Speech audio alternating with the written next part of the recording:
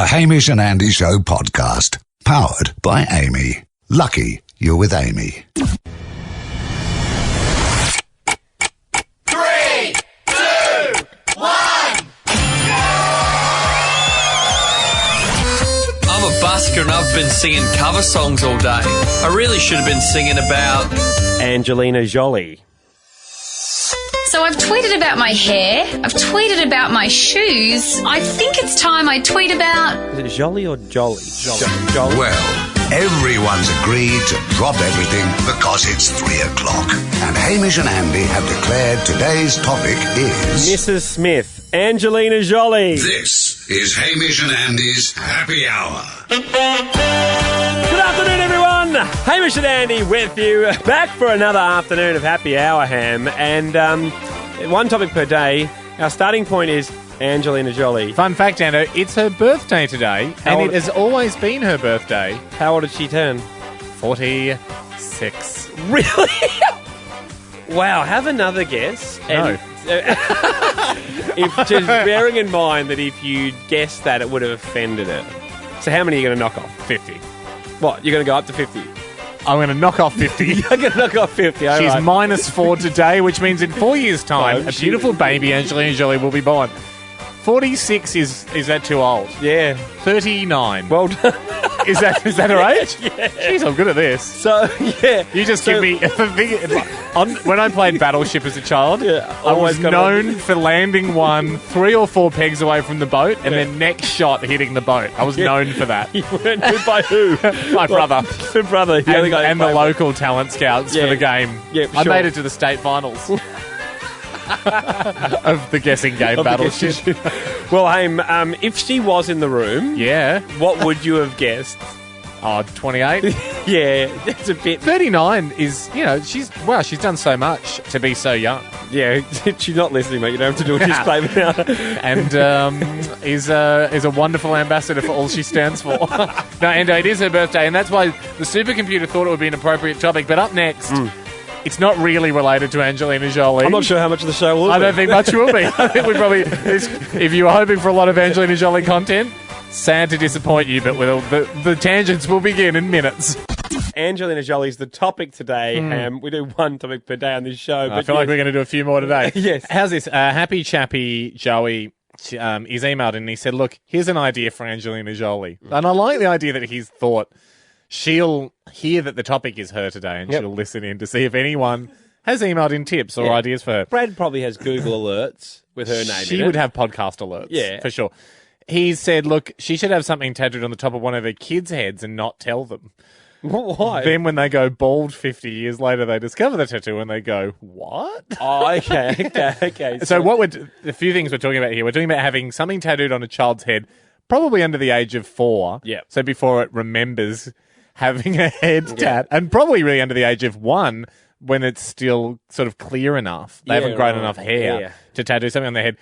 And I think the reason he suggested this rather than any other celebrity doing it is A, she obviously likes tattoos, and B, I think he's gone, she's got so many kids that you couldn't try out wacky ideas on one of them. Like if you just had one child, you can't try these outlandish ideas out. But if you have lots, you've got to do something with them. Well, the advantage being if you do it on the smaller the child, I suppose, it's going to hurt them. They won't remember it, hopefully. I think let's just go through this. Well, you should probably say at the top that you shouldn't tattoo a baby.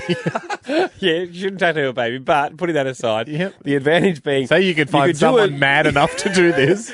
You could do a smaller tattoo that grows. Stretches. Well, it would stretch anyway. It's going to stretch anyway, so you wouldn't have to do whatever size you're thinking, do it smaller. Imagine taking the gamble. Say I take the gamble with Sunny and I go, I find a doctor who is insane enough to hurt a baby, like with an unformed skull too. So it's a terrible place to be tattooing a baby. I go, listen, I'm guessing that Sonny will bald in the standard U shape by the time he's 40. So just cover his head now with the toupee-like tattoo that will stretch and grow as he gets older. And then when, say, he's in his mid-30s and he's going to be, oh, Dad, think I'm losing my hair, I could go, well, good news, mate.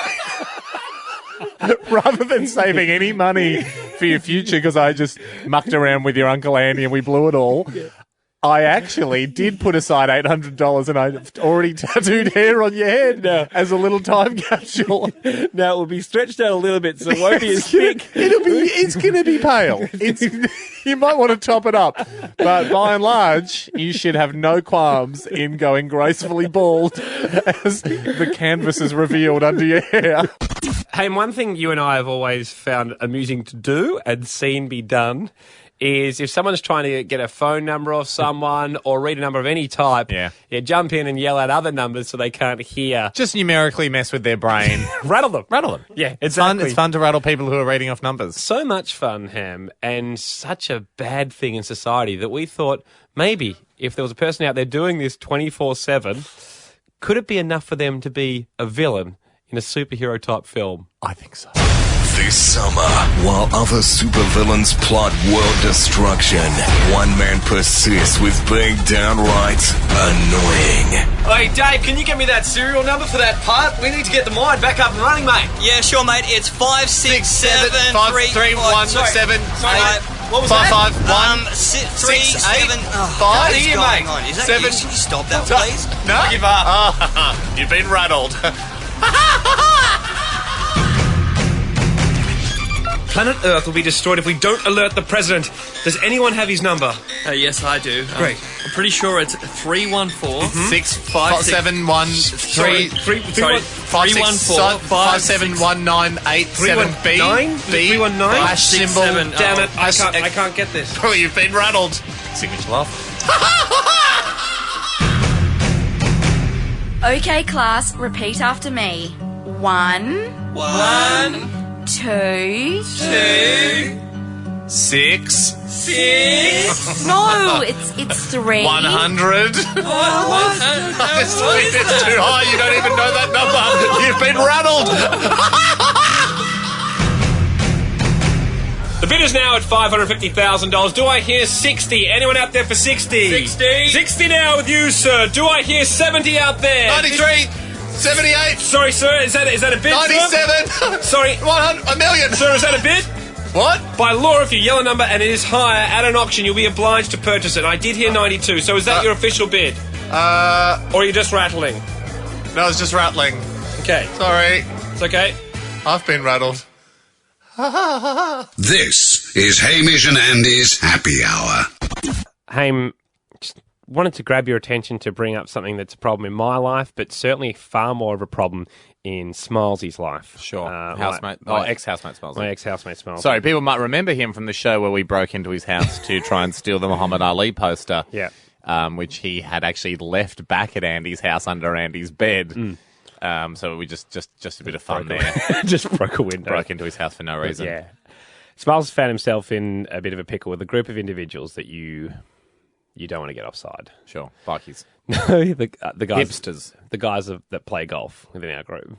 Oh, golfers. The third most menacing. The golf division of the Comancheros. The leisurely division. Now, I'd love to get your take on this. I wasn't there for the incident. Sure. But I am certainly reticent to side with Smilesy for fear of myself being ousted from the group of golfers because they're a tight group. Yeah, obviously, I mean, for regular golfers, they'd know this, that it's normally a maximum of 4. So if you get invited to play golf, you're making up a 4. And if you're the 5th, 6th, generally you're out and you're not playing. It's a 4-man team sport of fun. Smilesy did something. It's basically like Ninja Turtles. There's no 5th Ninja Turtle. I'll read you a text message from another one of the golfers in my group that describing Smilesy's actions. Sure. This is a great insight into the high-stakes world of golfing for the billions of us that don't play golf. So I said to Whitey, I heard you're angry with Smilesy. Yeah. What do you make of what he did?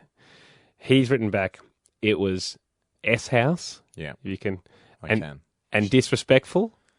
Yeah. He'll be... De-respectful. He'll be lucky to get another invite. Right. When do we find out what he did?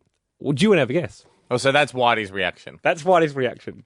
It seems from what you've told us about the necessary nature of a 4-man thing, like the Beatles, I suppose. Yeah. They've turned up to Wembley, and on the way there, Smilesy, Ringo, has gone, guys, I'm out for today, or even more heinously, I'm playing with another band at a different arena. Pretty close.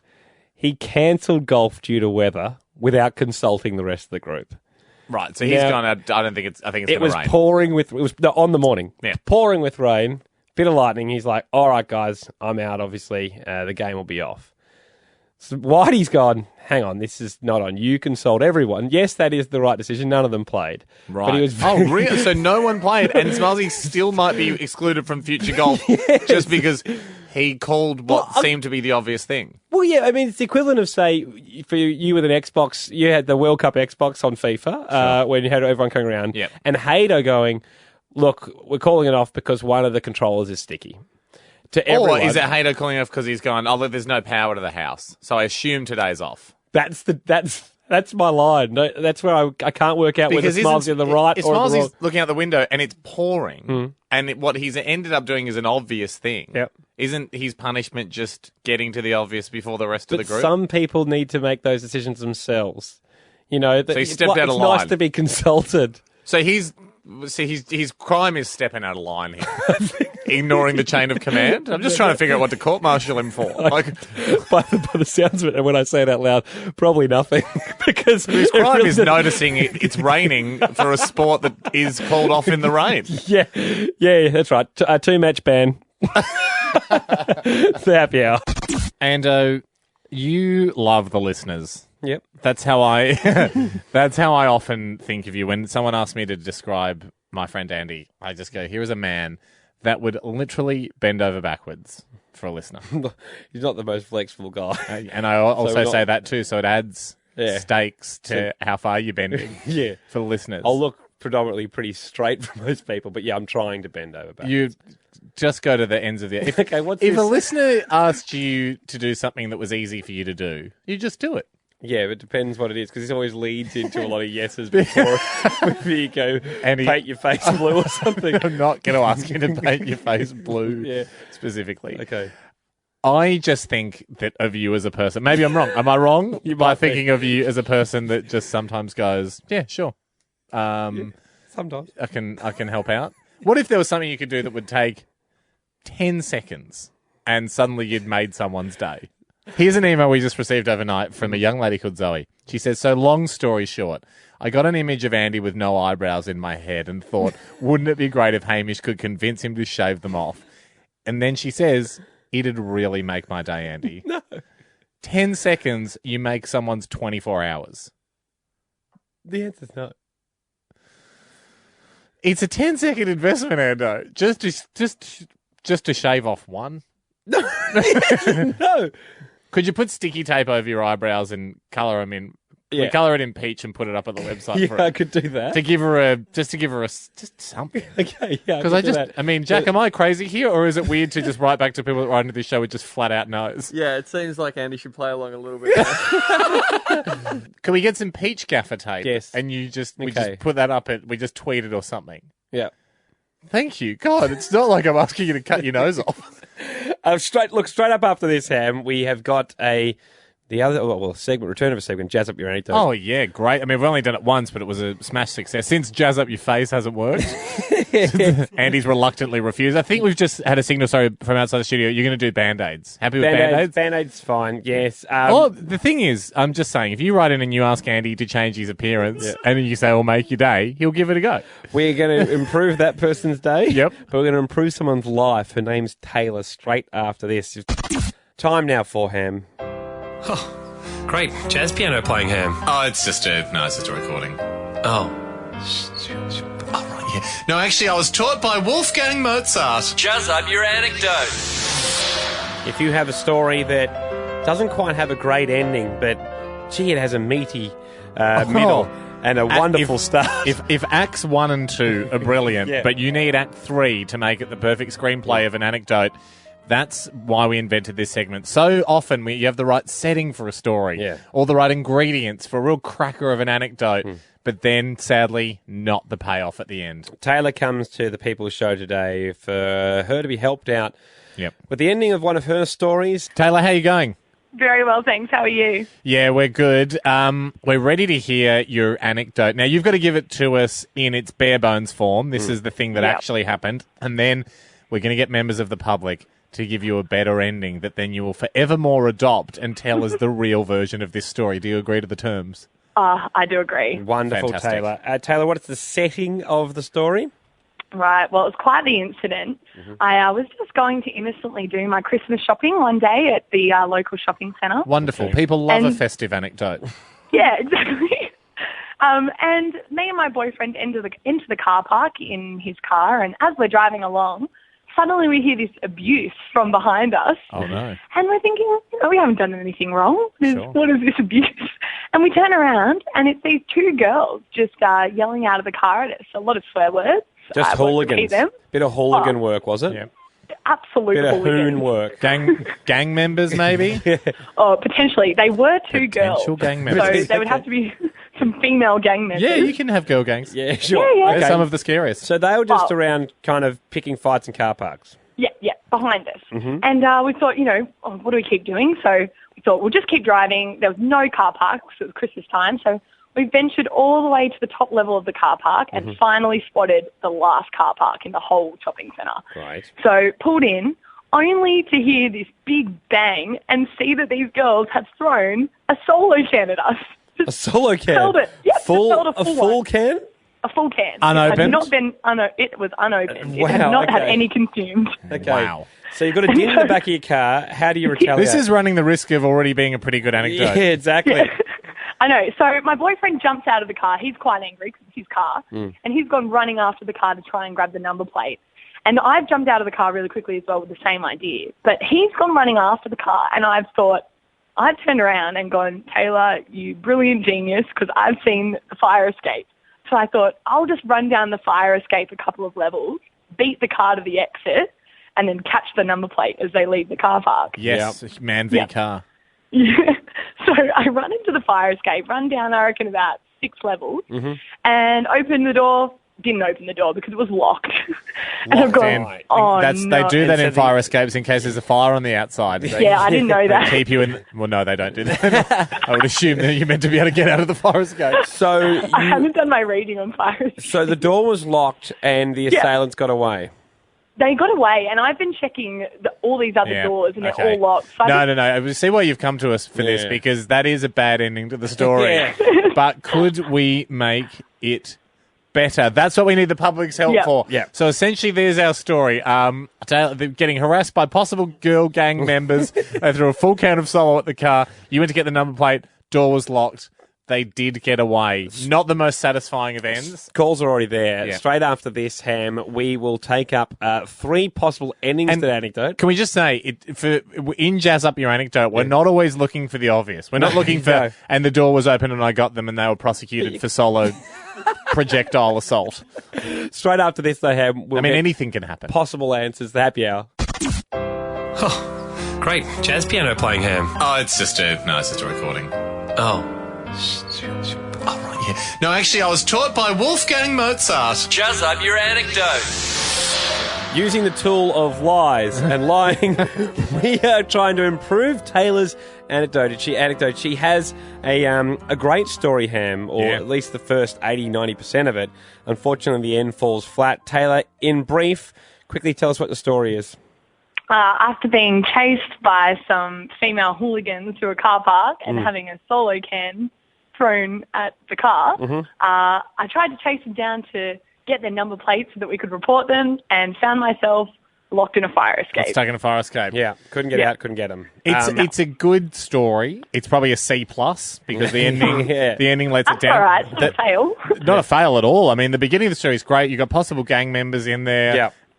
You tell it very well. You've got a smile in your voice. And it's an uplifting story. Can we make it a better story, though? Erin, how should it have ended rather than the door just being locked at the bottom of the fire escape? Well, I think they should have gone all cop style and jumped back into the car in the front seat and driven off after them. Okay, so how long did you think this car chase would go for, Erin, in your mind? Well, it would have been quicker than on foot. Mm-hmm. So it could have gone a few blocks maybe outside the car park. Oh, right. Okay, so because they're only getting close enough to get the number plate, or do you think that they're actually trying to, like, fence these offenders in? Oh, big call. Well, remember, you are jazzing up the anecdote. So Yeah, well, that's true. Let's go. We'll go and we'll stop them. Well done, good. Erin. Chris, how do you suggest, Chris, that the anecdote should finish? So you said it was Christmas time, yeah? Yeah, good.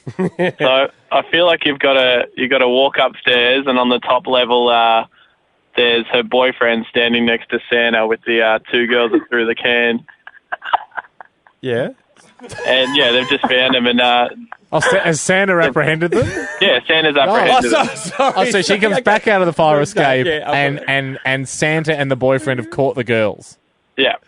That's pretty good. Pretty good. Okay, yeah, okay. roping into shopping centre Santa. Yeah. Okay. So Ashley, Ashley, how do you think the anecdote should finish? Okay. Well, I've written it all down so I wouldn't forget. But I get to the part where the girls throw the can stuff at the car. Yeah. And then a crow comes out of nowhere and snatches the can before it can hit the car. Wow. And the girls are screaming, "Curse you, demon bird!" These are the gang members are yelling at the bird. Yeah, and how does Taylor and her boyfriend reward the bird, or what does the bird do then? Well, it flies off with the can, and so then it comes. And then they get the number plate, and they run off. Yeah. And the boyfriend follows, and she of course she can't get out through the stairway, but she goes back upstairs. Yeah. She just so happens to find that there is a guy with a hot air balloon offering hot air balloon rides, and so she gets him to lower him down, her down, and just happens to meet up with her boyfriend, and together they team up for a great footy tackle and tackle the girl to the ground. Wow. And everyone cheers, and the thing is, they're escorted away. They're tackling the girls, and the can never even hit the car because the bird intercepted it in the first place. I know. A few questions that people will raise about that version of the story are, I mean, you buy the fact that the guy's giving hot air balloon rides from the car park, although not many rides just go straight down. It's more of a hot air balloon descent. It's a hovering balloon at around level 5. Would you like a sinking balloon ride? No, I like it. That's the point. We're jazzing up the anecdote. It's meant to be exciting. Taylor, it's now up to you to pick. You've got the 3 choices there. Remember, you have to tell this story. You have to tell the new version now as fact. Does Santa step in and help and catch the assailants, or was there a bird? We're going to the bird hot air balloon version. I really like all of them. Yeah. And whilst the third one is hilarious, I think I have to question the validity of that one. Yeah, you might get questioned. I don't think people will. People might me. smell a rat. Yeah. Anyone that has ever been to a car park or outside or a shopping centre or knows about hot air balloons or birds or any number of things might cry I foul. just don't know if I can pull that one off. Sure. So you're going to go with, when you get back in the car and corner off someone, Erin's one, you're going to go with Chris, who said the shopping centre Santa got him. Upon review of my own behaviour of last year, I think I was pretty good. So I think I deserved Santa being there at the top. Great anecdote.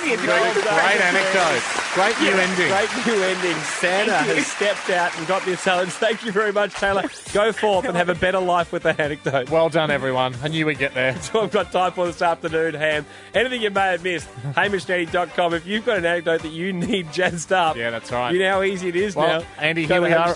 We're at level 1 at the radio station here. I suppose we could get the lift down. Oh, what's this? A hot air balloon outside? Just get the fast way down.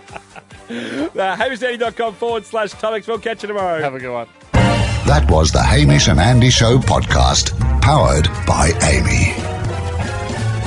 Lucky you're with Amy.